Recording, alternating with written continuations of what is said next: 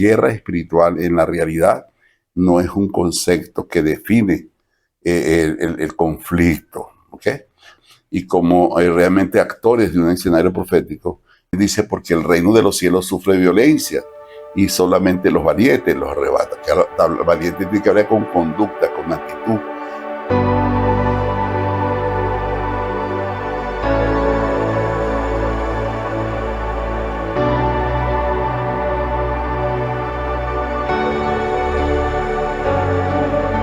Te clamaré en el desierto, mi ser se rinde. Saludos y grandes bendiciones sean sobre cada uno de ustedes. Desde aquí el apóstol Alberto Parra, un servidor de ustedes, quien queremos continuar con estos temas a través de estos medios. Y en esta ocasión vamos a hablar de batalla espiritual.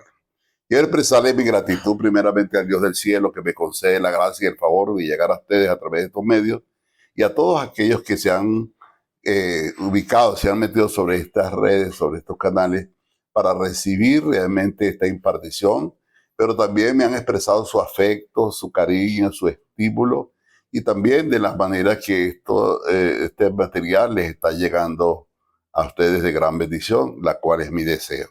Que poder, como dice Efesios 4:11, podamos edificar al cuerpo de Cristo. Mi buena intención es poder edificar al cuerpo de Cristo. El tema de batalla espiritual, quiero que sepas algo. Sin lugar a dudas que uno entiende las directrices del Espíritu Santo sobre algunas áreas y en este sentido pues me siento que tengo una asignación de Dios en este campo y lo vamos a ver en el desarrollo del mismo. Pero uno se alimenta, se enriquece de hombres de Dios en sus desarrollos y hombres muy prominentes en esta cantidad de áreas.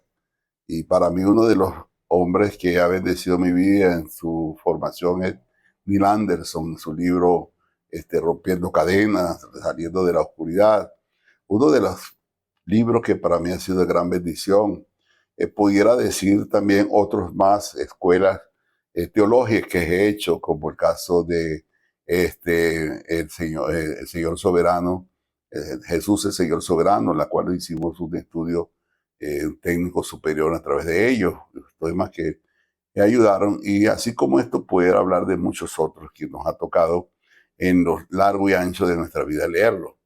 Pero quiero que sepas que el más alto porcentaje de esto que vamos a hablar son experiencias que hemos desarrollado a través de la oración, de la intercesión y la batalla espiritual desde ya más de 3 décadas. Entonces, vamos a honrar las fuentes que han bendecido mi vida y algunas de las informaciones que he sustraído de ellos, pero el más alto porcentaje son experiencias que hemos vivido y deseo realmente que ese espíritu de Dios que nos ha llevado a esa dimensión también sea transferido y usted pueda realmente ser ministrado y como guerrero del Señor levantarse para hacer la asignación, para cumplir con la asignación y la obra que Dios, nuestro Padre Celestial, nos ha encomendado.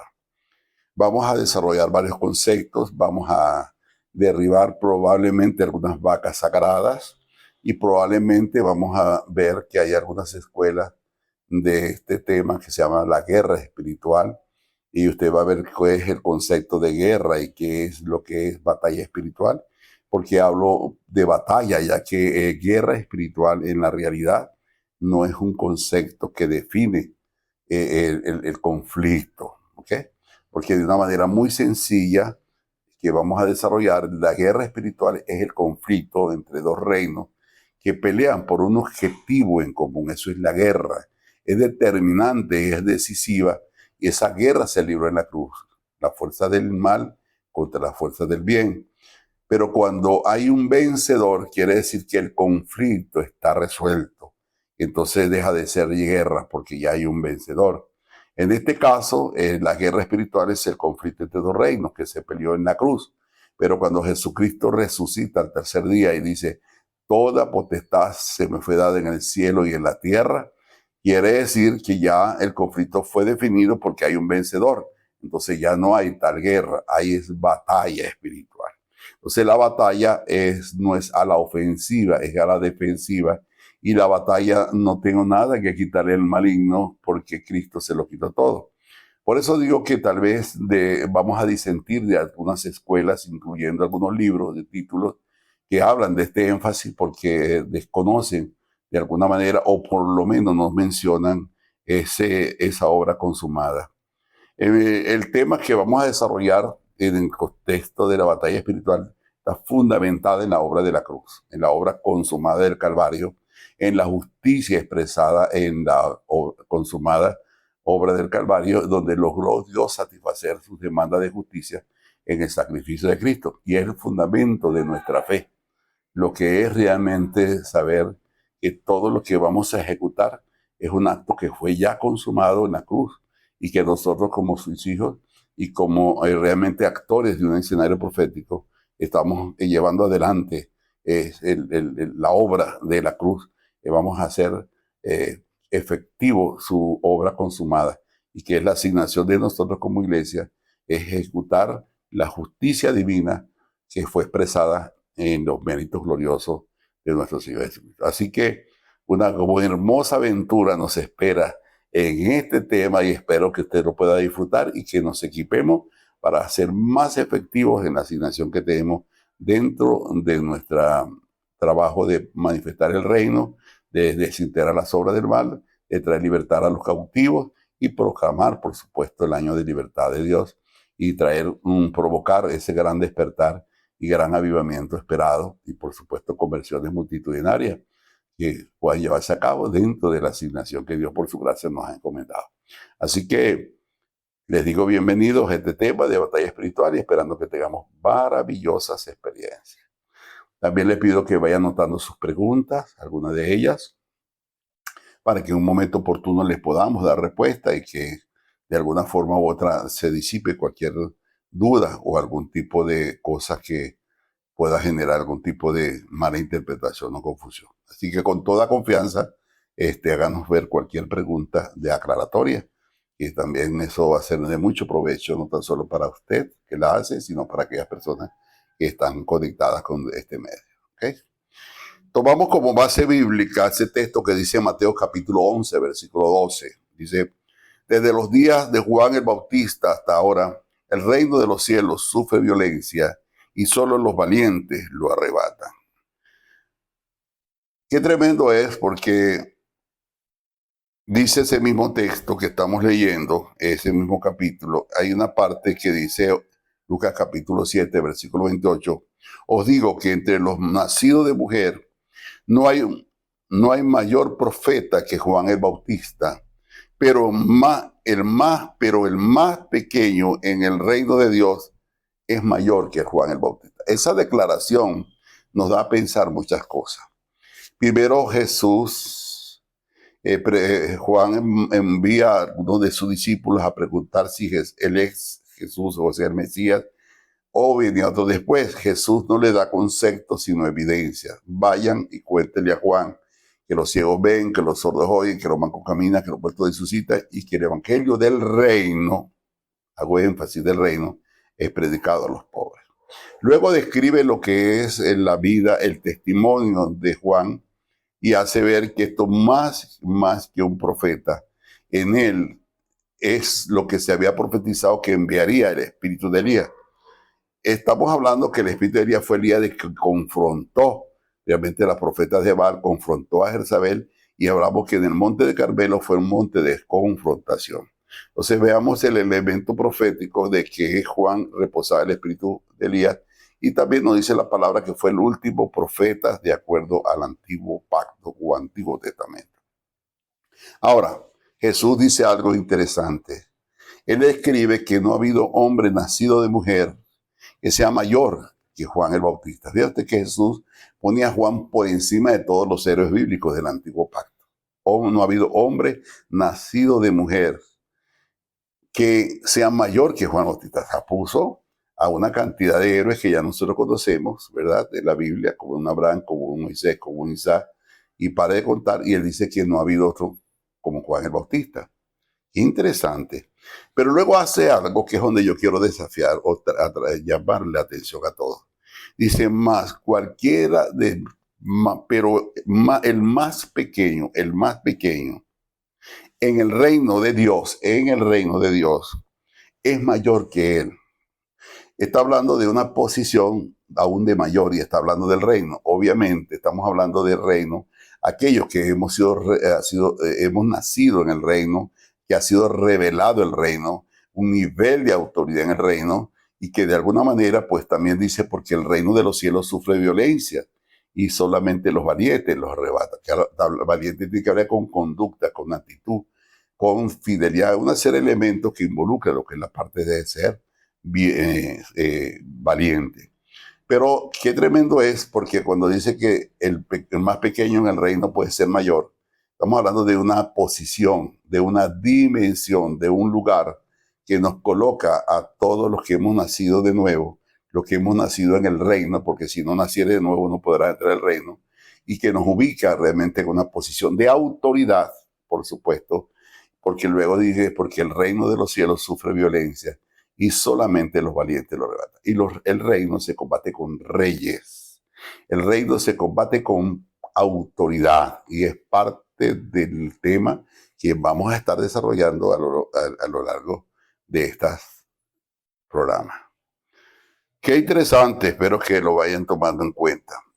Hay algún detalle que quiero bien aclarar, porque muchos de nosotros hemos sido buenos intercesores, pero no hemos sido buenos reyes, buenos intercesores, pero malos reyes. Ya usted verá por qué. ¿Qué es una intercesión o qué es un intercesor? Intercesión es intervenir a favor de otra persona para alcanzar una gracia o libertad humana. En los otros temas anteriores yo estoy desarrollando qué es una intercesión.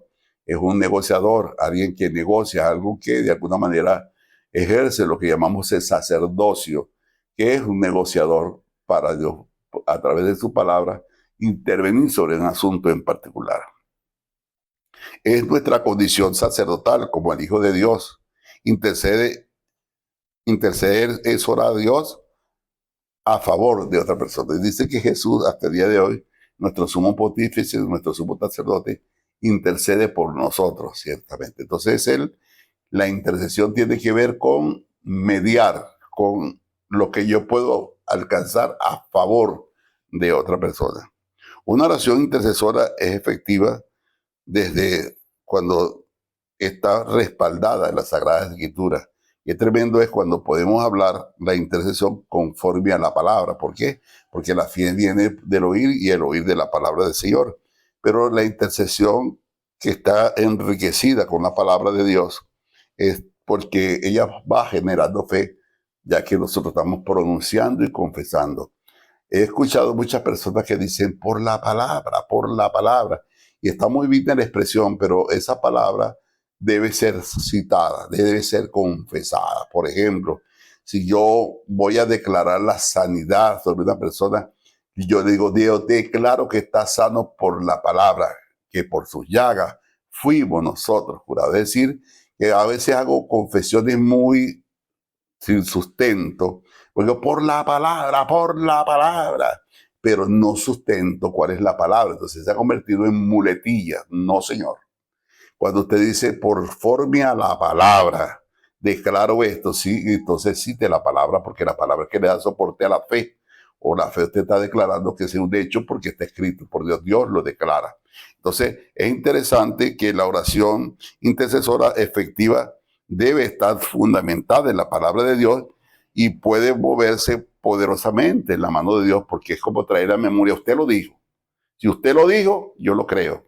Y si yo lo creo, entonces tiene que suceder. Entonces, es interesante lo que es una oración. Cuando vamos a orar, debemos utilizar textos claves que soporten o que den respaldo al motivo de oración que estoy teniendo. Entonces, eso es orando por la palabra del Señor.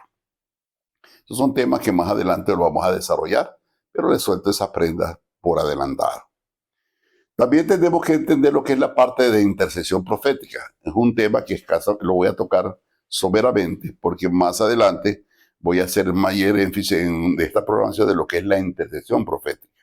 Pero para que vayamos entrando en materia, La intercesión profética es provocar la manifestación de un diseño.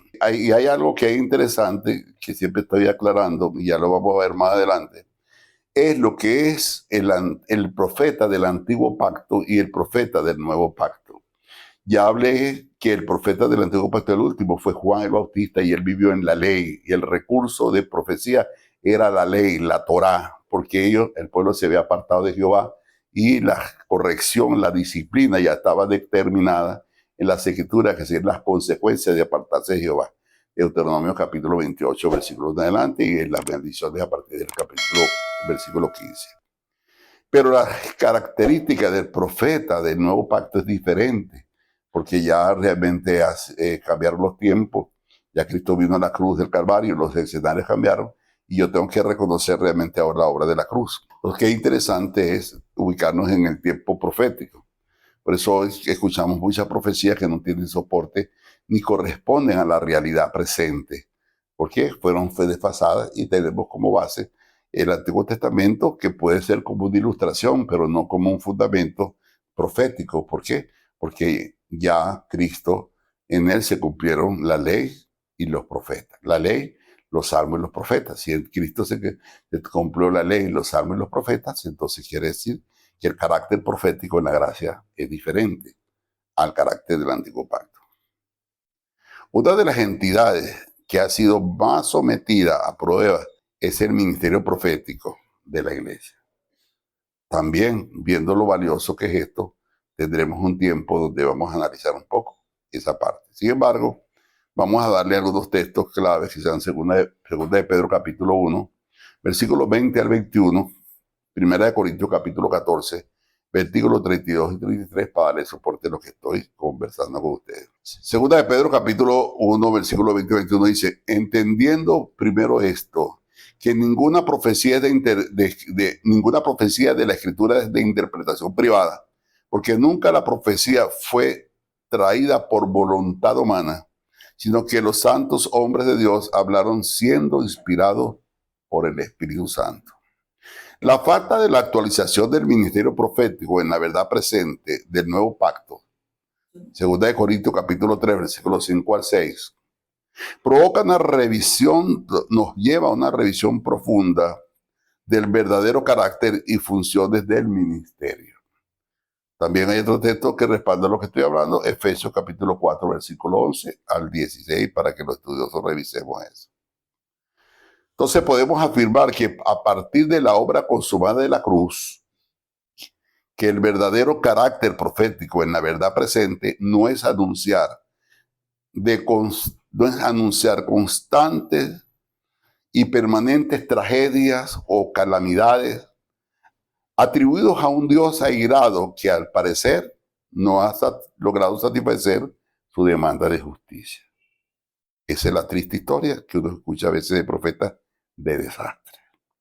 Y el carácter profético en la gracia no está enfocado en que están anunciando desastres y desgracias y una cantidad de calamidades. El ministerio profético verdadero ha sido establecido para conducir a la iglesia en la posesión de la herencia adquirida por su gloria. Efesios capítulo 1, versículo 3 al 14. Y por supuesto hacemos énfasis en el versículo 10. Los profetas en la verdad presente conducen a la iglesia a la restauración de los propósitos y protagonismos en el plan divino. Es decir, que el diseño profético es para llevar a la iglesia a ubicarse en su reloj y en el tiempo presente para nosotros, como actores proféticos, actuar correctamente. Esa es la intercesión y, por supuesto, la intercesión profética. Ahora hablemos de lo que es la batalla espiritual, que está dentro de la oración. La oración está compuesta por varios elementos. Y entre eso, por supuesto, está la intercesión, pero también está la batalla espiritual. La batalla espiritual es la parte en la oración donde el cristiano ejerce la autoridad en el nombre de glorioso de Jesús y la sangre de Cristo contra el reino de las tinieblas. De acuerdo a Efesios capítulo 1, versículos 21 y 22, y Lucas capítulo 10, versículo 12, igualmente Lucas 9:1. La intercesión va dirigida a nuestro Dios. En cambio, la batalla espiritual es contra el reino de las tinieblas. Por eso dije antes que muchos hemos sido buenos intercesores, pero malos reyes, porque la intercesión es la función sacerdotal de la iglesia, pero el reinado es la función de la autoridad que reposa en la iglesia como sacerdote. Como rey, sacerdote. Como sacerdote hacemos mediación, intercesión, y como reyes ejercemos justicia contra las fuerzas del mal.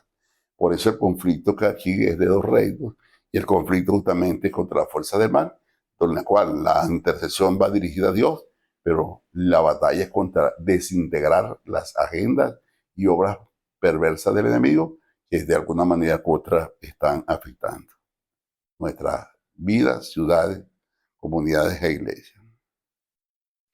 Esta parte es bien interesante porque la misma palabra nos dice, Oseas capítulo 4, versículo 6, mi pueblo perece por falta de conocimiento. ¿Okay? He llegado a la conclusión que muchas de las cosas que nos están pasando no son voluntad de Dios, sino que desconocemos nuestra identidad, nuestra autoridad y nuestra posición. Al desconocerlo, entonces yo perezco de conocimiento y soy víctima del enemigo. Entonces se aprovecha del desconocimiento de la palabra, de la verdad de Dios y por supuesto de la obra del Calvario y todos sus alcances que tuvo su sangre derramada en la cruz. Jesús también decía en Juan capítulo 3, versículo 11, de lo que conocemos hablamos y de lo que sabemos testificamos. Si yo desconozco de algo, no lo voy a aplicar. Y eso es un vacío dentro del mundo espiritual que deja un espacio al maligno. Pablo dice en 1 Corintios capítulo 13, en parte conocemos y en parte profetizamos. Muchas cosas que no estamos haciendo es porque desconocemos, ya lo dije antes, nuestra posición, nuestra autoridad y nuestra identidad de lo que realmente somos. Jesús dijo, Juan capítulo 8, versículo de hoy, y conoceréis la verdad, y la verdad os hará libre. Esa palabra verdad es un proceso, porque en el contexto de la interpretación correcta dice, el continuo conocimiento de la verdad nos hace libre. Es decir, la primera experiencia que nosotros conocimos fue a Jesucristo como la verdad.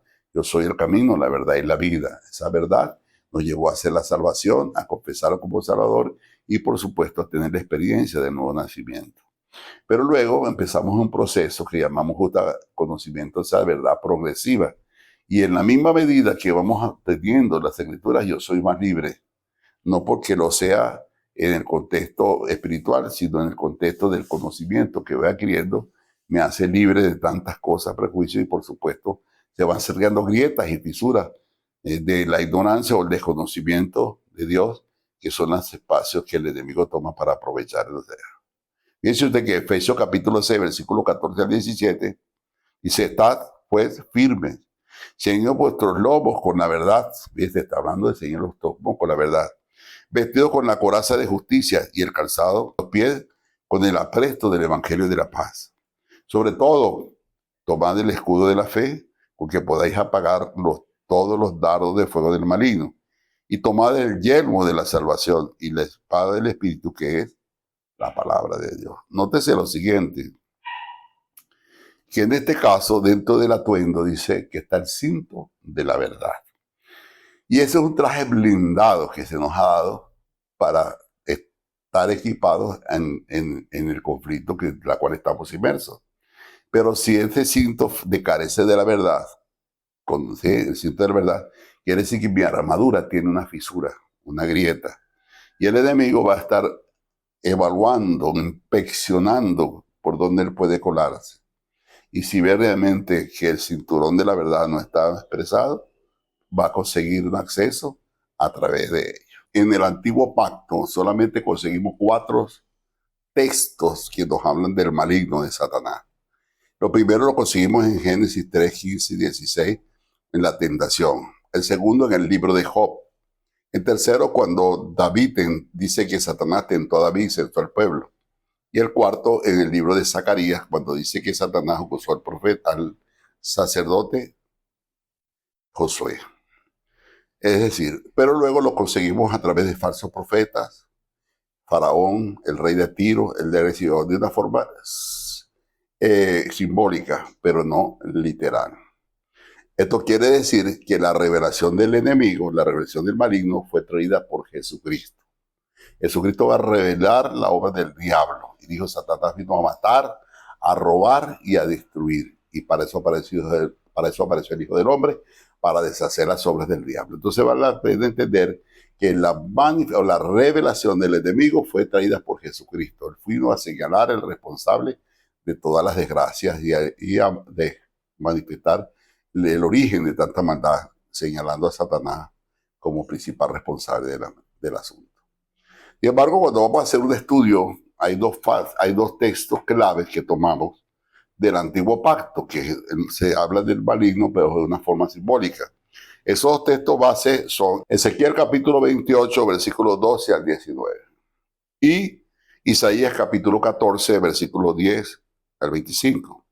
En esos dos textos está descrita el origen de las tinieblas. Quiero que usted lo pueda leer en sus escrituras. En el caso de Génesis, en el caso de Ezequiel, habla de cómo habla de un personaje llamado querubín protector y describe su creación. Habla que en las piedras de fuego te paseaba, y habla de que en su creación se dan los instrumentos musicales, tamboriles, y habla de sus vestimentas y sus ropas, y habla de las piedras preciosas, que por cierto son las 12 piedras mismas del pectoral sacerdotal que nos habla el libro de Levítico. Y entonces habla de crisólidos, esmeralda, ónice, pare de contar. Y está hablando justamente de su ministerio de adoración. En la Biblia nos habla de 3 arcángeles: el arcángel Miguel, que es el arcángel guerrero; el arcángel Gabriel, que es el arcángel realmente mensajero; y el arcángel Luzbel, que era el adorador. Esa palabra Luzbel vino a ser Lucifer. Después de ser estrella resplandeciente de la mañana, pasó a ser justamente Lucifer. Y el nombre de Satanás no es por su ejercicio ministerial, que es adversario. Entonces, adversario quiere decir Satanás. Pero Luzbel quiere decir ese ángel rebelde que se levantó contra Dios. Ese conflicto es lo que da como base lo que es el reino de las tinieblas, ¿okay? De esa rebelión de este personaje contra Dios, donde dice que su corazón fue corrompido. ¿Por qué fue corrompido su corazón? Porque Dios no hace autómatas ni títeres. Dios hace personas con voluntad propia, con autogobierno. Y él en su conciencia, en sus funciones, fue equipado y preparado para cumplir su ministerio, pero se envaneció, cosa que tenemos nosotros que cuidar, porque Dios, cuando nos da su espíritu y manifiesta sus dones en nosotros, los dones son las manifestaciones de Dios en nosotros, no son nuestras, son los dones del Espíritu Santo de Dios, y los dones son el recurso o las herramientas para nosotros ejercer el ministerio. Igualmente, los ministerios son establecidos por el Espíritu Santo para perfeccionar a los santos. Pero cuando yo realmente me envanezco porque Dios me usa, o veo la gracia de Dios manifestarse en mí y corrompo mi corazón, enseguida estoy cayendo en un terreno como Satanás, tomando lo que no es mío para darme a conocer. Entonces, eso nos deja también una hermosa enseñanza para nosotros guardarnos en humildad y sencillez, y no caer realmente en las rebeliones del maligno, corrompiendo nuestro corazón, cayendo en orgullo, altivez y prepotencia.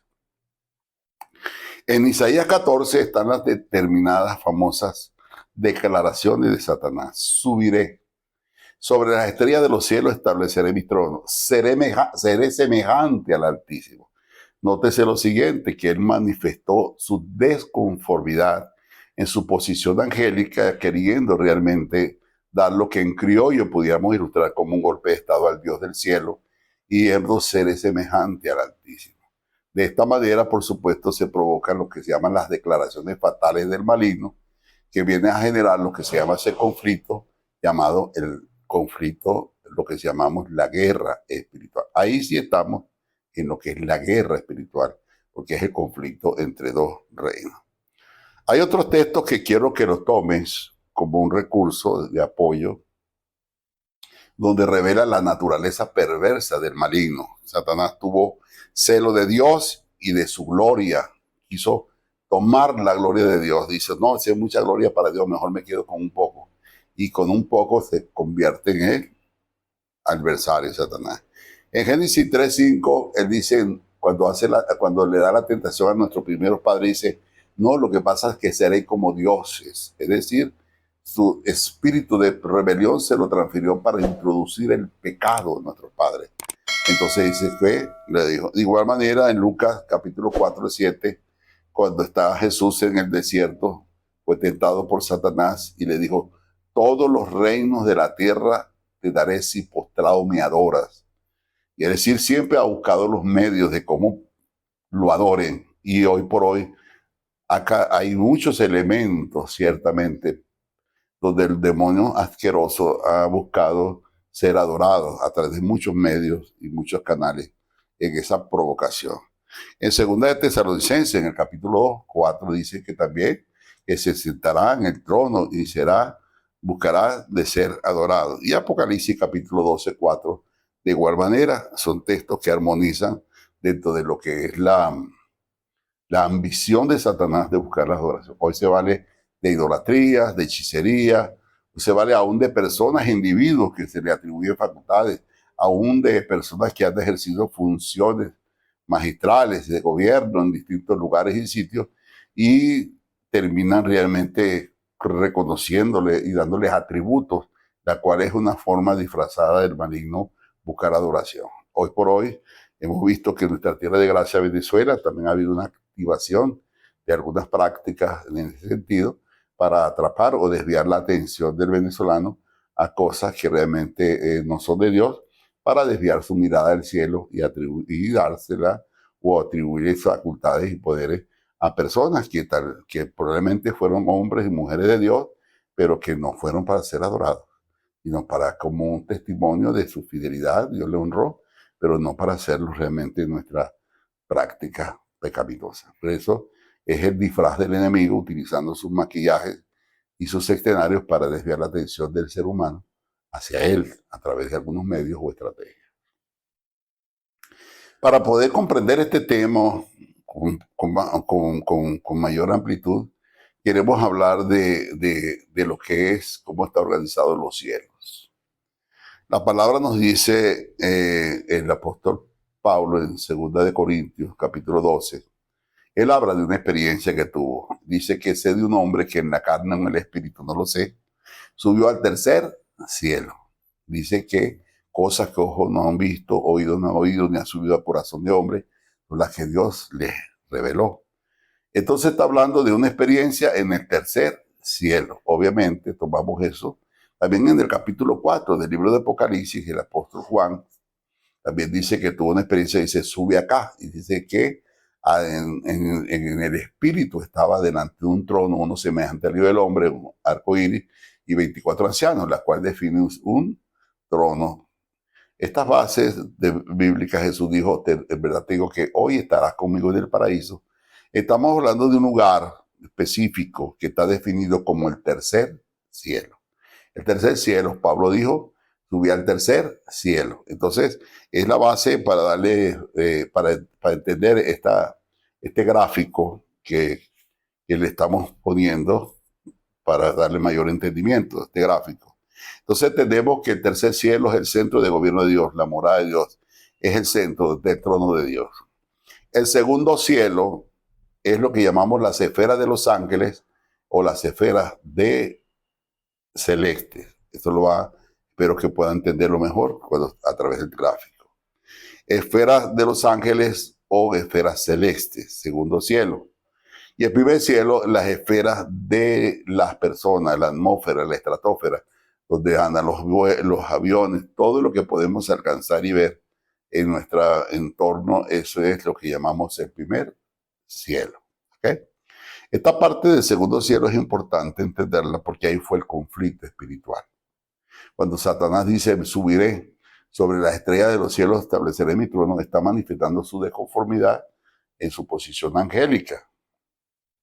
Y en esa parte es donde él se revela contra Dios y dice que arrastra esta tercera parte.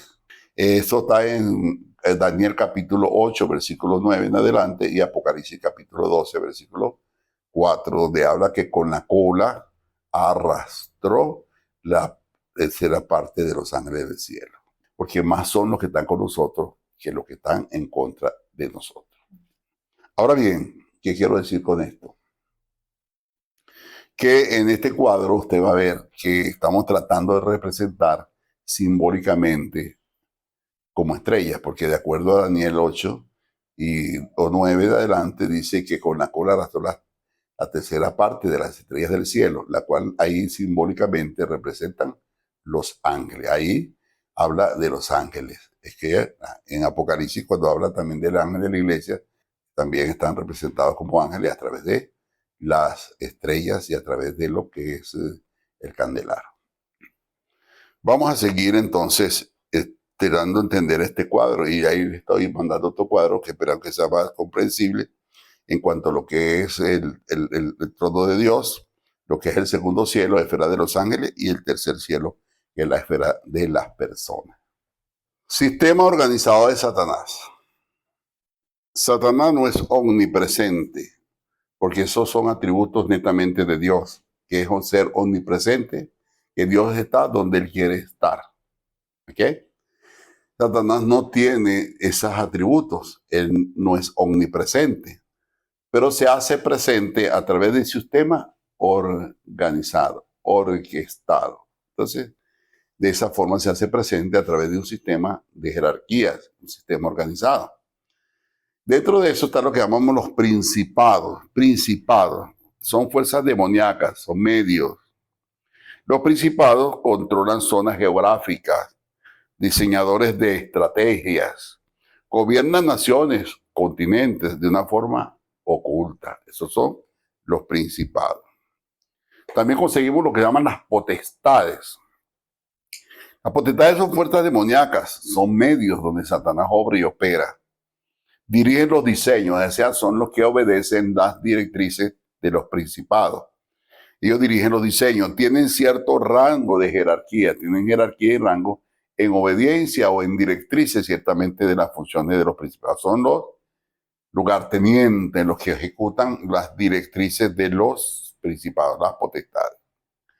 Entonces seguimos ahora lo que llaman los gobernadores de las tinieblas, fuerzas demoníacas también, son medios donde la fuerza demoníaca. Los gobernadores de las tinieblas afectan las posiciones de gobierno, ciegan el entendimiento de las personas. Nosotros podemos ilustrar lo que se llama lo que se llaman fuerzas demoníacas, gobernadores de las tinieblas, lo podemos ilustrar con nuestro mapa político de Venezuela. ¿Por qué razón? Y así como estos otros, como Colombia, que son los departamentos, y así de la misma estructura de política de cada nación, donde entendemos que hay un poder ejecutivo y un poder legislativo, y así algunos poderes de cada nación. Pero luego ahí tienen gobernadores que representan cada estado, y después de esos gobernadores tenemos alcaldías, tenemos municipios, y así sucesivamente hay una cadena de mando que terminan en la comunidad hoy por hoy con lo que se llaman los consejos comunales o salas de batalla. Entonces, una cantidad de cadenas de mando para de alguna manera buscar cómo hacer gobierno o cómo ejercer autoridad en todas las dependencias o espacios, desde el más pequeño hasta el mayor. Entonces, gobernadores tienen que ver con posiciones que podemos reflejar como nuestro sistema político venezolano y otros países como lo que llaman en Colombia departamentos, y tienen ese gobernadores de departamento o gobernadores de estado. Hay otro que se llaman las huestes espirituales, fuerzas demoníacas, son los medios que usan fuerzas demás. Huestes espirituales ejecutan la palabra diseñada por los principados. Las huestes espirituales ejercen autoridad, bien sea por los principados y también, por supuesto, ejecutan los designios de acuerdo a su jerarquía por los gobernadores. Controlan las masas, producen enfermedades, pleitos y guerras. Esas son lo que llamamos las huestes espirituales. Es tremendo esto que quiero decir en la historia de nuestra amada Venezuela, por ejemplo, en el caso que quiero ilustrarlo, el caso de lo que se llamó el Caracazo. Un detonante que empezó en Guarena, supuestamente fue por el incremento de la gasolina y las nuevas medidas de aumento que se iban a implementar, fue el detonante, pero resulta que lo que pasó en Guarena empezó a ser reproducido en todas las áreas, en distintos lugares, en sitios, en Caracas, en Petare, en Catia, en todo, como si hubiera un plan orquestado, organizado, ensayado, ¿entiendes? Y yo tomo esto para ilustrar lo que son las manifestaciones de las huestes espirituales, porque ellos ejecutan diseños diabólicos y operan dentro de las comunidades, sectores, ejecutan diseños para generar conflictos bélicos o conflictos de todo tipo en nuestra ciudad. Hay muchas cosas que nosotros hemos vivido en estos años y sin lugar a dudas que si lo llevo a la luz de la Escritura, veo que son huestes espirituales que operan dentro de la descomposición social y dentro de estas situaciones que quieren manifestarse para generar situaciones de conflicto en nuestras comunidades, en nuestra nación. Conseguimos lo que llaman demonios y espíritus inmundos y malignos. Estos son los espíritus de más baja jerarquía, lo que son. Y esos demonios los clasificamos en espíritus inmundos y espíritus malignos, espíritus de menos rango, y se especializan aún por poseer personas. Nótese que los principados no se meten en cuerpos. Ellos trabajan en alianzas estratégicas, ¿ok? Asociaciones estratégicas, y entre eso entran personas o individuos, pero un principado no se mete dentro de un cuerpo. Los demonios son los que tienen la capacidad de poseer cuerpos, como el caso del endemoniado de Gadareno, que hablaba que había legiones dentro de él. Los espíritus malignos tienen una forma de nosotros entenderlo, que es espíritus inmundos y espíritus malignos. El espíritu inmundo tiene que ver con desidia, abandono, ruina, miseria, pobreza, escasez. Vemos bacterias, pandemias y una cantidad de elementos de inmundicia, ¿okay? Abandono. Pare de contar ese tipo de presiones que son espíritus de inmundos, ¿ok? También son los generadores de enfermedades, pandemias, epidemias y una cantidad de elementos que ellos usan como vehículos para afectar a la sociedad. Y están los espíritus malignos. Los espíritus malignos son de géneros de maldad, muerte, homicidio, suicidio, sicariato, robo, secuestro, extorsiones, conflictos ciertamente entre comunidades, ajustes de cuentas, pandillas, son generados por espíritus malignos. También son de maldad, son generadores de desgracia, accidentes y una cantidad de cosas. Su plan es de alguna manera extraer o provocar maldad en cualquier forma que sea. Entonces esta parte es importante conocerla para neutralizar sus obras, derribarlas, conociendo su naturaleza y las formas como ellos operan. Dentro de esto conseguimos otros que se llama, ya dándole orden en estas organizaciones espirituales, vamos a hablar de lo que llamamos hoy por hoy espíritus territoriales. Espíritus territoriales, y tomo como base para describir, a pesar de que los escenarios proféticos son distintos, porque estoy hablando del antiguo pacto, o estoy tomando una base del antiguo pacto y las condiciones cambian en la gracia. Sin embargo, para darnos a entender y explicar lo que es un espíritu territorial, tomo a Daniel capítulo 10, versículo 12 al 13. Dice así la Escritura. Entonces me dijo Daniel, no temas, porque desde el primer día que dispusiste tu corazón a entender y a humillarte en la presencia de tu Dios, fueron oídas tus palabras. ¿Desde cuándo? Desde el primer día.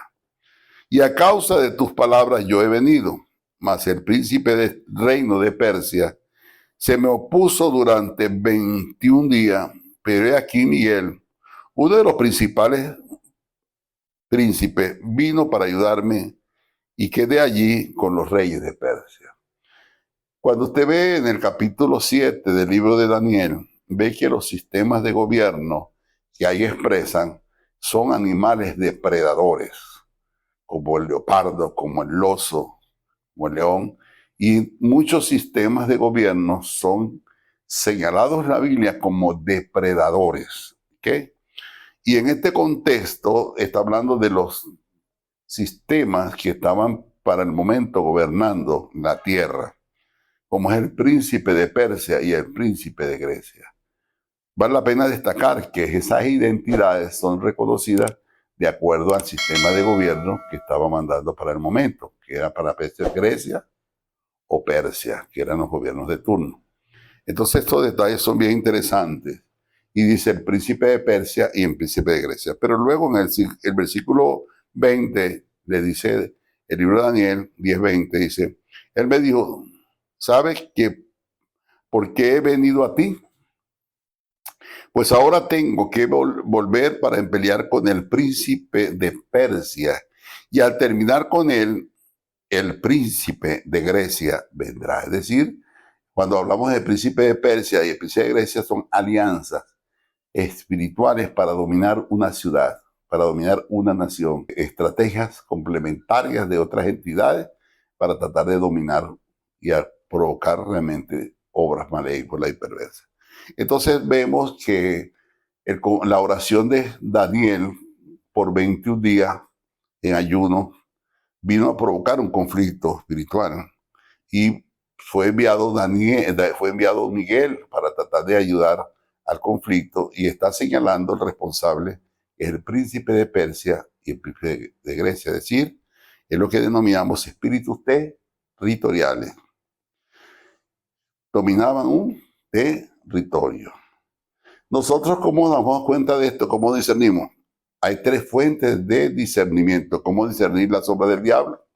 Hay tres fuentes de discernir cómo Satanás obra y opera. Una es la palabra de Dios, porque la palabra es suficiente para darnos a conocer el enemigo, como dije antes. Es Jesucristo que pone en descubierto las obras del mal.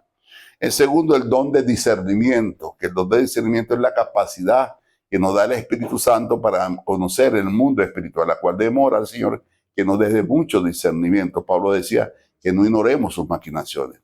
Pero luego la tercera es el diagnóstico. Hoy por hoy le llamamos mapeo espiritual.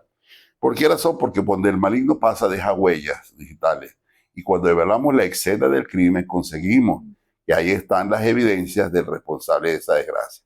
Si tal vez usted no tiene comprensión de la entidad espiritual que está gobernando, evalúe la escena del crimen. Evalúe el escenario de lo que está pasando y se dará cuenta que ahí hay una operación diabólica. Y si no tiene los nombres, repréndalo en el nombre de Jesús de acuerdo a la operación que está ejerciendo sobre aquel lugar, como hablé antes de lo que es la espíritus inmundos o espíritus malignos. Entonces, hacemos una evaluación. Eso es aplicable a veces hasta en nuestra familia, de nuestra casa, de nuestra comunidad, de la iglesia, porque vemos que hay situaciones recurrentes, repetidas. Y cuando vemos que esto es recurrente, tenemos que ver que hay un ataque formal del maligno y tenemos que hacerle frente para desenterrar y deshacer sus obras. Cuando vamos a nuestra realidad venezolana, es tremendo porque en el sistema organizado conseguimos que a la nación se le colocó un patrón o una patrona. Entonces, bajo el contexto, tiene un patrón o una patrona. Y que a cada estado también tiene un patrón o una patrona. Y que también los pueblos, barrios e instituciones tienen un patrón o una patrona. Esa es nuestra realidad venezolana. Corintios capítulo 10, versículo 20 al 21 dice que los gentiles hacen, a los demonios lo hacen y no a Dios. Es decir, lo que hoy por hoy lo vemos como algo folclórico y que tiene que ver también con esas raíces, sin lugar a dudas, pero mucho de eso ha sido permeado por las prácticas diabólicas y las muchas fiestas patronales. La palabra patronal habla de gobierno, de dominio, no es más que ceremonias y muchas cosas que se hacen no son más que sacrificios.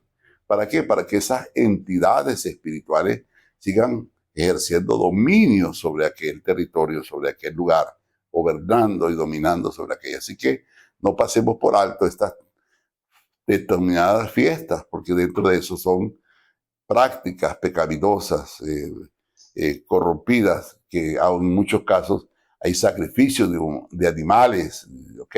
Pero también vemos que son lugares que hay muchas muertes y mucha desgracia. ¿Por qué?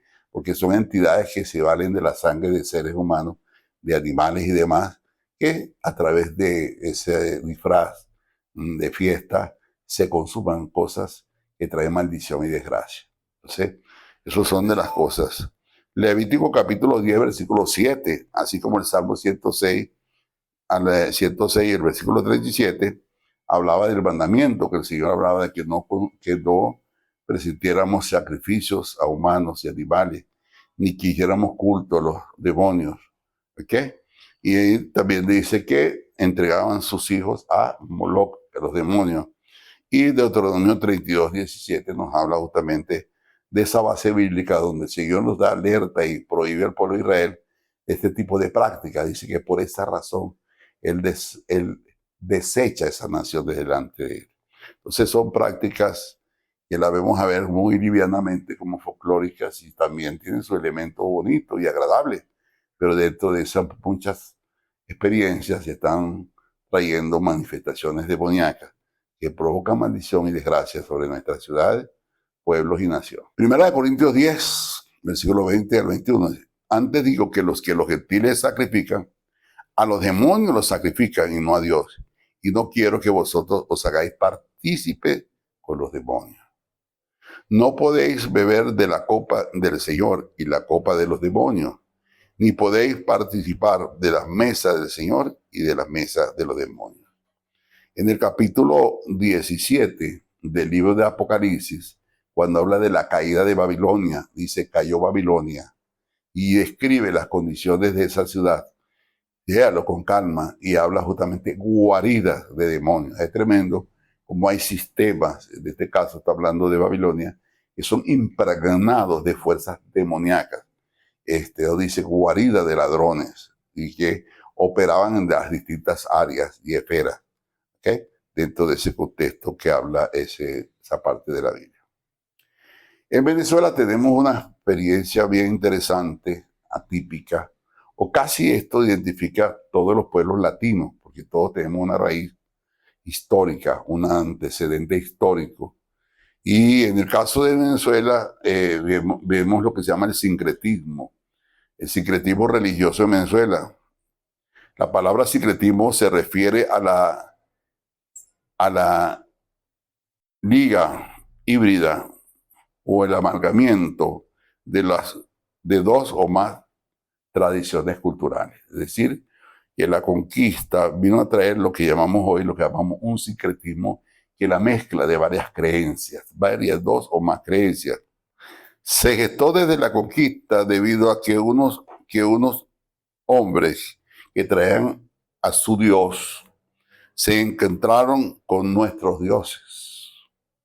Los españoles unificaron la religión de los indios, que eran autóctonos o naturales, y la de los africanos, creando así un secretivo religioso de diferentes culturas. Es decir, que nuestras raíces culturales, nuestras raíces son sincréticas, donde están combinadas y mezcladas varias formas de creencias. Entonces pudiéramos ver cuadros que vemos que este nombre está en africano y también en español, y que se han mezclado esas creencias. Por ejemplo, ahí están las denominadas 7 potencias africanas: Changó, Orula, Ogún, Yemalé, Ochun, Oatalay, Yemayá. Son expresiones que son africanas, de prácticas ancestrales, de prácticas de lugares de África. En África, de alguna manera, ha sido la cuna de estas prácticas, en la que llama la macumba, el candomblé, el espiritismo, la santería, el vudú, entre muchas otras cosas que pudiéramos hablar. Y dependiendo del lugar de África y el lugar que ellos tomaron, se desarrollaron esas culturas ancestrales o esas prácticas.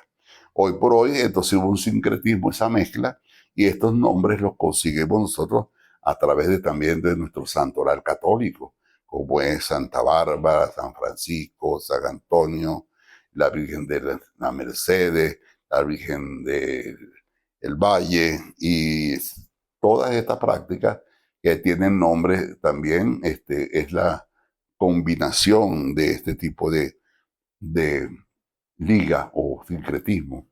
Entonces, volviendo a lo antes dicho, hay prácticas que se tienen en distintos lugares y sitios que se hacen muy por folclóricas, pero que resulta que tienen que ver con ceremoniales para tener dominio sobre ese lugar. Hoy por hoy, dentro de lo que está pasando en nuestra tierra de gracia, Venezuela, con la beatificación, creo que hay un despertar en el contexto de las prácticas religiosas católicas por causa de esta beatificación y de alguna forma u otra está alimentando la fe de los que de alguna manera confiesan esa fe, la cual la respetamos porque venimos de esa práctica y nacimos en ese ambiente.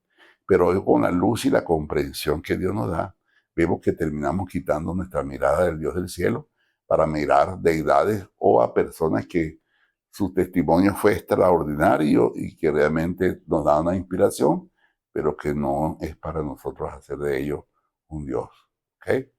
Sino que hay que mirar por sobre todo eso al Dios Todopoderoso y adorar la tierra del universo y a Jesucristo su Hijo que murió por nosotros en la cruz.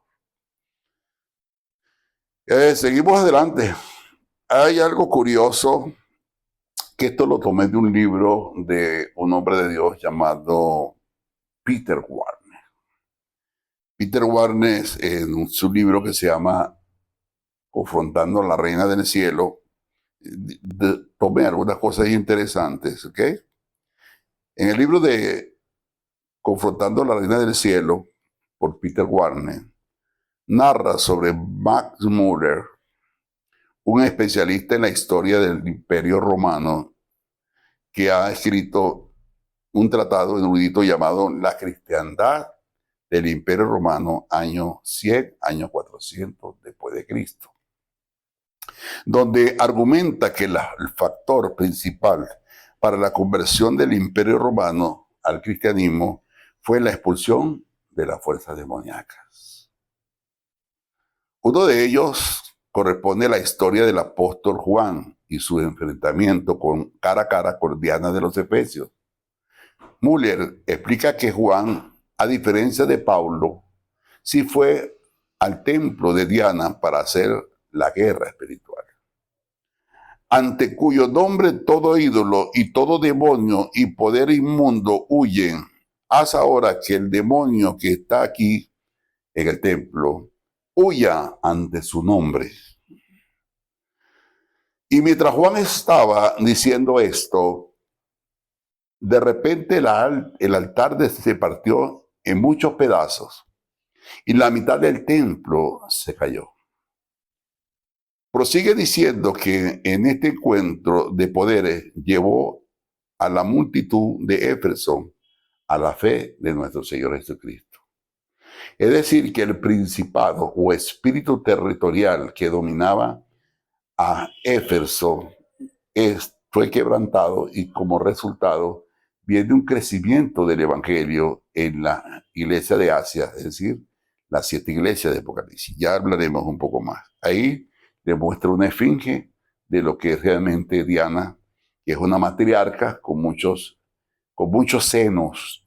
Y en algún día viendo un programa en Vale TV, he hablado que el sacrificio que ese espíritu demandaba era los testículos de los toros. Es decir, que es un espíritu matriarcal, jezabélico, de dominio masculino. Luego, como historiador profesional, explica la razón por la que él cree que este y otros episodios en la evangelización del Imperio Romano deberían ser aceptados como históricamente válidos. Son registros históricos. Ahora, hay un detalle interesante. Después que Juan confrontó a los espíritus demoníacos, vino como consecuencia la fundación de las 7 iglesias de Apocalipsis: Éfeso, Esmirna, Pérgamo, Tiatira, Sardis, Filadelfia, Laodicea. Ella atribuye que ese gran despertar fuera el ver desintegrado el espíritu territorial que gobernaba a Asia Menor. En el capítulo 19 de los Hechos surge la iglesia de Éfeso Y se ve una confrontación en 3 niveles. Esta parte quiero que le prestemos una gran atención. Entonces ahí vemos 3 niveles de batalla espiritual. 3. En el versículo 12, capítulo 19, versículo 11 a 12 dice, y hacía Dios milagros extraordinarios por manos de Pablo, y de tal manera que aún se llevaban los enfermos los paños o delantales de su cuerpo, y las enfermedades se iban de ellos, y los espíritus malos salían. Primer nivel de batalla. El primer nivel de batalla tiene que ver con espíritus inmundos y espíritus malignos, lo que hoy por hoy conocemos como también la liberación. Nótese lo siguiente, que esa es una autoridad que reposa sobre todos los creyentes. Dice, los que en mí creen, en mi nombre echarán fuera demonios, podrán lavando a los enfermos, serán sanos. Quiere decir que es un nivel que opera dentro de todos los creyentes, a pesar de que hayan ministerios que se hayan destacado en esa área. Eso no quiere decir que nosotros como cristianos no tengamos esa autoridad. Esa autoridad reposa en todos los que hemos nacido del Señor y que tenemos su Espíritu Santo. Pero el nivel de autoridad es para echar fuera demonios, que tal vez es la experiencia que muchos de nosotros hemos tenido. Pero conseguimos otro campo de batalla en el mundo espiritual. Hechos 19, versículos 19 al 20, pudiéramos hablar que es el nivel de los emisarios del enemigo. Valga la comparación, que es del extremo. Nosotros hemos sido equipados y ungidos por Jesucristo, por el Espíritu Santo, para hacer la obra del Señor. Y lo que nos faculta y nos capacita para hacer es el Espíritu Santo.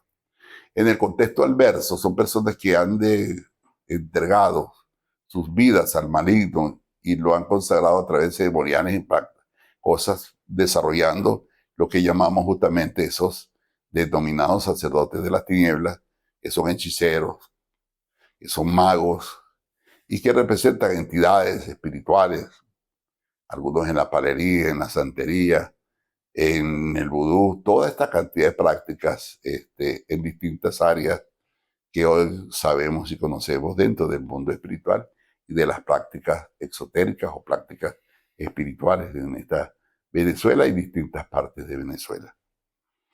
En el capítulo, y que tienen un nivel de autoridad dentro de ese mundo. Nótese que cuando el Señor le sale al paso al caso de Balaam, podríamos decir por qué el Señor salía al paso a Balaam para que no maldijera a Israel. Es porque era una identidad espiritual consagrada al enemigo, que sus palabras generaban algún tipo de conflicto. Claro, en el caso de Balaam estamos hablando del antiguo pacto y tenía una autoridad, pero mi pregunta es ¿por qué tuvo Dios que intervenir? Porque de alguna manera iba a generar una situación dentro de sus declaraciones. Hoy por hoy vemos emisarios del diablo, personas que se han consagrado al maligno, que están ungidos por el maligno para ejercer sus magias, ejercer sus convenios, sus conjuros. Son ungidos malignos del diablo. Y esos ungidos son confrontados en el mundo espiritual por los ungidos de Dios, que son apóstoles, profetas, pastores, evangelistas y maestros. ¿Por qué? Porque la unción del santo nos equipa para enfrentar cualquier práctica perversa y pecaminosa y revocar sus acciones, manifestaciones y dejarlas sin efecto. Ese nivel lo vemos representado justamente en el versículo 20. Dice, asimismo, muchos de los que habían practicado la magia trajeron los libros y los quemaron delante de todos, y hecho la cuenta de su precio, hallaron que eran 50,000 piezas de plata, y así crecía y prevalecía poderosamente la palabra del Señor. Es decir, que el enemigo se valía de medios, vehículos, pero al venir esa unción sobre Éfeso, no tan solo se salvaron las almas, se salvaron realmente, fueron liberados de las personas cautivas, sino que aquellas personas que ejercían la práctica también se arrepintieron quemando sus elementos. Es una forma de orar, porque muchas de estas personas lo hacen en su ignorancia, ciegos y guiados por ciegos. Pero qué tremendo cuando estas personas llegan a los pies de Cristo, como fue mi caso, y terminamos realmente consagrándonos a Dios y todas las gracias, usándolas para la gloria del Padre Celestial. Hay otro tercer nivel que tenemos que hablar del espíritu territorial. Entonces, el tercer nivel, que es el de principados. Hechos capítulo 19, versículo 23 en adelante, hasta 25 dice: hubo por aquel tiempo un disturbio no pequeño acerca del camino, porque un platero llamado Demetrio, que hacía de plata templecillos de Diana, daba no poca ganancia a los artífices, los cuales, reunidos con los obreros del mismo oficio, dijo: varones, sabéis que de este oficio obtenemos nuestra riqueza. Qué tremendo, la riqueza de la ignorancia de un pueblo. Pero veis y oíd que este Pablo, no solamente en Éfeso, sino que casi en toda Asia, ha apartado a mucha gente con persuasión, diciendo que no son dioses los que se hacen con las manos. Y no solamente hay peligro de que este nuestro negocio venga a desacreditarse, sino que también que el templo de la gran diosa Diana, que sea estimado en nada, y comience a ser destruida la majestad de aquella a quien venera toda Asia y el mundo entero. Qué tremendo es, porque le da radio de acción, le da territorialidad, y dice que Asia y el mundo entero. Por eso es que vemos en la reseña que hace este personaje de este libro, porque hace ver que la confrontación de esa entidad espiritual que estaba ahí dentro de ese lugar vino a repercutir en la salvación y arrepentimiento del continente asiático o continente de Asia Menor. Hechos capítulo 16. Estas son reflexiones que he tenido al respecto y las comparto con ustedes. Versículos 6 al 7 dice: la palabra nos enseña que el apóstol Pablo quiso entrar a Misia, pero el Espíritu Santo se lo impidió. Más adelante vemos que ese lugar era la puerta de Asia. Es decir, qué tremendo es que por qué razón pudiéramos pensar que una de las razones por la cual Pablo no entró y que el Espíritu Santo lo impidió era porque la puerta de entrar a Asia, donde estaba el centro de gobierno satánico, era Éfeso. Y que al confrontar a Éfeso traería ese gran despertar y salvación que llamamos hoy las 7 iglesias de Asia Menor. Entonces eso nos hace ver. Después que Juan confrontó a los espíritus demoníacos, vino como consecuencia la fundación de las 7 iglesias de Apocalipsis: Efesios, Esmirna, Pérgamo, Tiatira, Sardis, Filadelfia y la Odisea. Qué interesante. Vamos a seguir, Dios mediante, dentro de nuestro trabajo y de nuestro tema, algunas otras áreas que vamos a hablar de los espíritus que operan de alguna manera en dominio de nuestra ciudad, tierra y comunidad. Que si percibimos esto en la dimensión del espíritu, nos lleva a entender cómo obra, cómo opera. Por ejemplo, voy a dar unos ejemplos reales para luego más adelante continuar con este tema en otra ocasión y en otra oportunidad. Hay de las cosas que hay que discernir es lo que llama el espíritu de hechicería. Peter Warren, en algunos de sus libros, dice que hay que tener atención al espíritu de hechicería, porque parece ser que de todos los espíritus opresores, el espíritu de hechicería tiene una herencia muy fuerte dentro de nuestros pueblos y ciudades. Mire cómo discernimos. ¿Se acuerdan que le dije que la fuente de información primeramente es la palabra de Dios? Y que después, por supuesto, es lo que se llama el discernimiento, y por tercero estamos hablando de qué es la evaluación o lo que llamamos el mapeo espiritual. Mire la fuente de información del espíritu de hechicería en la Biblia. Hechos, capítulo 8, versículo 9 al 11. Pero había un hombre llamado Simón que antes ejercía la magia, nótese magia, en aquella ciudad, y había engañado a la gente de Samaria, haciéndose pasar por algún grande. ¿Qué era Samaria? Una ciudad. ¿Cómo es posible que toda una ciudad esté bajo engaño? ¿Será posible? Ya no está hablando de una persona, está hablando de una ciudad bajo el dominio de las tinieblas. Entonces dice, engañando a la gente de Samaria, haciéndose pasar por algún grande. ¿Cómo se hacía pasar? Por algún grande. A estos oían atentamente todos, desde el más pequeño hasta el más grande, diciendo, este es el gran poder de Dios. Mire cómo le atribuían las facultades a este personaje. Le decían que era el gran poder de Dios. Y le estaban atentos porque con sus artes mágicas les había engañado por mucho tiempo. El espíritu de hechicería opera como engaño, enceguece, ensordece. Pero lo tremendo es que una de las formas como el espíritu de hechicería se mueve es cuando le atribuimos a personas los atributos de Dios. Cuando nosotros los atributos de Dios se los damos a una persona, automáticamente estamos provocando la manifestación de un espíritu de hechicería. Porque aunque respetemos las memorias de muchas otras personas que han sido de alguna manera marcado un precedente en la historia de Venezuela, nunca serán nuestro Dios. Pero cuando empezamos nosotros por exaltarlo, a darle virtudes, cualidades y utilizar las palabras de Dios dándosela al ser humano, estamos provocando la manifestación. Y a través de esas declaraciones estamos provocando una hechicería, manipulando pueblos, ciudades y naciones a través de darles esos atributos a personas que ya murieron y que no están presentes en el día de hoy. Hechos capítulo 13, versículos 10 y 20. Qué tremendo es.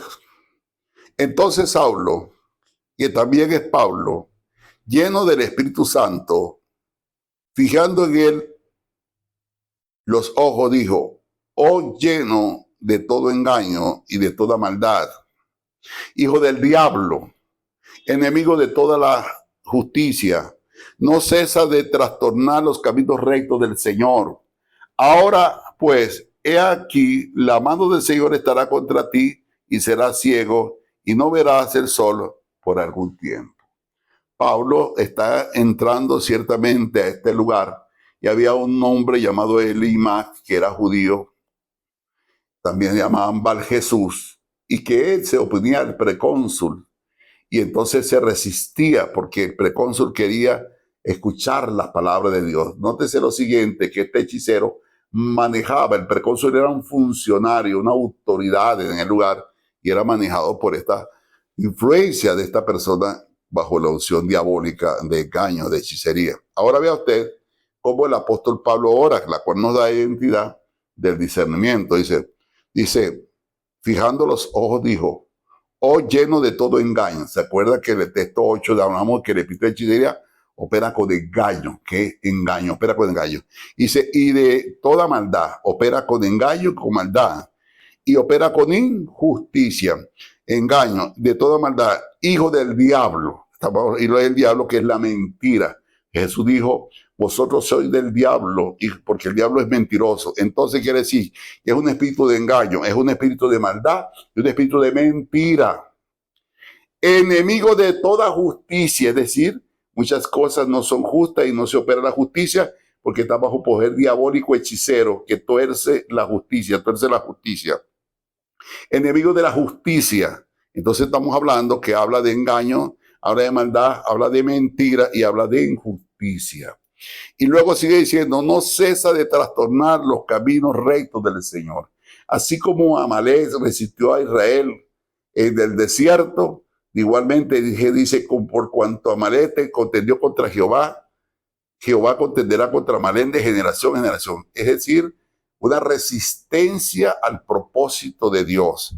El espíritu de hechicería trastorna los caminos rectos. Hay un diseño establecido por Dios sobre nuestra tierra de gracia, pero hay resistencias espirituales que tratan de afectar para que el propósito de Dios no se cumpla. Esos son espíritus de hechicería. ¿Ok? Y Pablo declara una palabra en ese sentido. Entonces, ¿cuáles son las características del espíritu de hechicería? Domina una ciudad con engaño y con maldad. Ya hablamos de la cita bíblica y tenemos también a Primera de Reyes, capítulo 21, versículo 7 al 11, para que tome nota.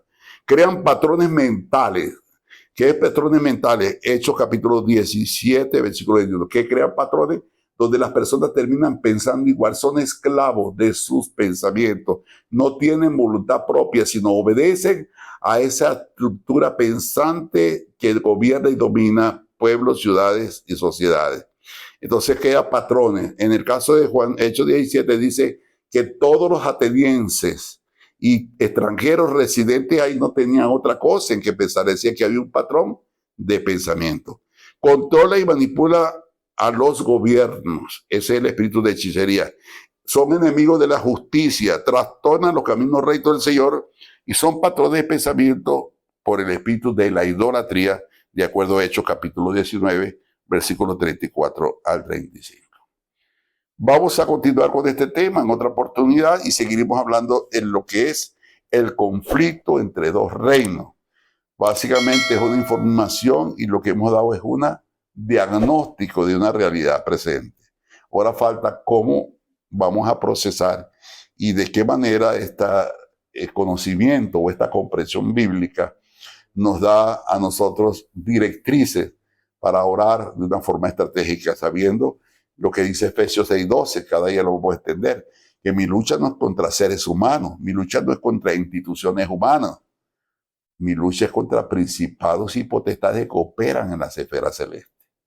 Y dice justamente Hebreos capítulo 11, versículo 3, que lo visible fue hecho de lo invisible, es decir, que el que opera o que interviene en la esfera celeste provocará cambios y transformaciones en nuestra tierra de gracia, Venezuela. Lo importante de este tema es poder operar dentro de la posición que Dios nos ha dado, dentro de la autoridad que Dios nos ha dado, dentro del discernimiento que nos da el tema, para no seguir sumando flechazos, sino ser efectivos en nuestra batalla espiritual. Mis bendiciones. Seguimos en contacto. Deseo que este tiempo haya sido de provecho y el tema nos equipe para la gran comisión que tenemos de provocar la manifestación del reino en nuestra tierra de gracia, Venezuela. Y continuamos con el conflicto entre dos reinos y la definición y la confrontación de esta misma. Dios le colme de abundante gracia, bendiciones, y seguimos a través de este medio bendiciendo su vida.